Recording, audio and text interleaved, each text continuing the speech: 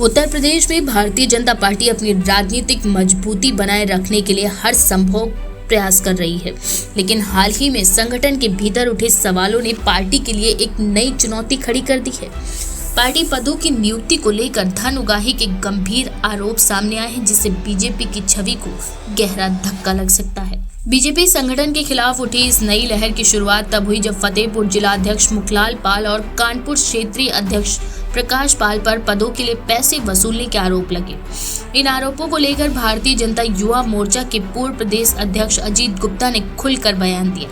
उनका कहना था कि कई जिलों में नए पदाधिकारियों की नियुक्ति के लिए 5 से 10 लाख रुपए तक की मांग की गई है। वहीं सूत्र के मुताबिक ये समस्या केवल फतेहपुर या कानपुर तक सीमित नहीं, बल्कि अवध, काशी, गोरखपुर और पश्चिमी यूपी के कई जिलों में भी ऐसी शिकायतें सामने आई हैं। आरोप है कि बीजेपी के करीब 30 से 35 जिलों में जिला अध्यक्ष जैसे महत्वपूर्ण पदों के लिए पैसे लेकर नियुक्तियां की जा रही हैं। आरोप है कि बीजेपी के करीब 30 से 35 जिलों में जिला अध्यक्ष जैसे महत्वपूर्ण पदों के लिए पैसे लेकर नियुक्तियां की गईं। वहीं बीजेपी कोर वर्कर्स और जमीनी कार्यकर्ताओं में इस मुद्दे को लेकर गहरी नाराजगी देखी जा रही है। पार्टी के कई पुराने नेताओं का कहना है कि ये पहली बार नहीं है जब संगठन में धन उगाही को लेकर विवाद खड़ा हुआ हो। 2019 के लोकसभा चुनाव से पहले भी कुछ जिलों में अध्यक्षों की नियुक्ति में पैसे लिए जाने की खबरें सामने आई थी। इसके अलावा निकाय और पंचायत चुनाव में भी टिकट के बदले धन वसूलने के आरोप लगे थे। अब जब ये मामला फिर से सुर्खियों में आया है तो बीजेपी के भीतर इस पर तीखी बहस छिड़ गई है। पार्टी के कई वरिष्ठ नेता इस मुद्दे को लेकर जल्द से जल्द सुलझाने के पक्ष में हैं, क्योंकि अगर ये विवाद लंबा चला तो आगामी चुनाव में इसका नुकसान भी उठाना पड़ सकता है। बीजेपी हमेशा से खुद को पार्टी विद डिफरेंस यानी एक अलग तरह की पार्टी बताती रही है, जो पारदर्शिता और ईमानदारी को प्राथमिकता देती है।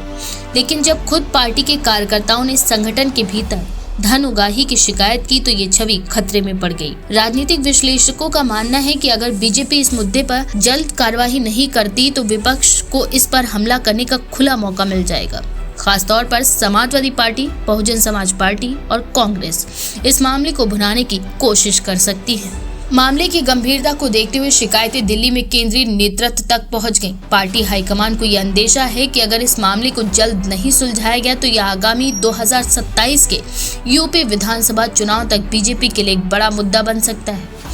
बीजेपी के वरिष्ठ नेताओं ने इस विवाद पर बैठकें भी शुरू कर दी हैं। हालांकि अभी तक किसी बड़े नेता ने इस पर खुलकर बयान नहीं दिया है, लेकिन अंदरूनी सूत्रों का कहना है कि दोषियों पर जल्द सख्त कार्रवाई हो सकती है। उत्तर प्रदेश के मुख्यमंत्री योगी आदित्यनाथ का संगठन के कामकाज में ज्यादा दखल नहीं होता, लेकिन पार्टी के इस विवाद का असर सरकार पर भी पड़ सकता है।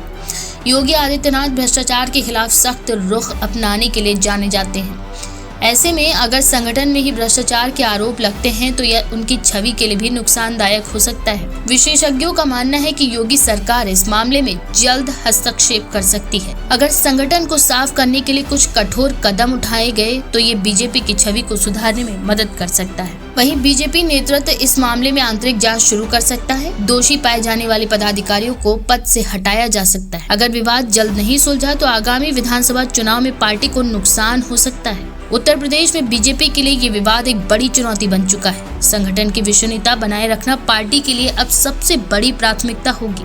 अगर जल्द कोई ठोस कदम नहीं उठाया गया तो ये विवाद पार्टी की छवि और भविष्य की चुनावी संभावनाओं पर भारी पड़ सकता है। अब देखना दिलचस्प होगा कि बीजेपी इस संकट से कैसे बाहर निकलती है। क्या सख्त कार्रवाई होगी या मामला दबा दिया जाएगा? यह आने वाले हफ्तों में साफ हो जाएगा।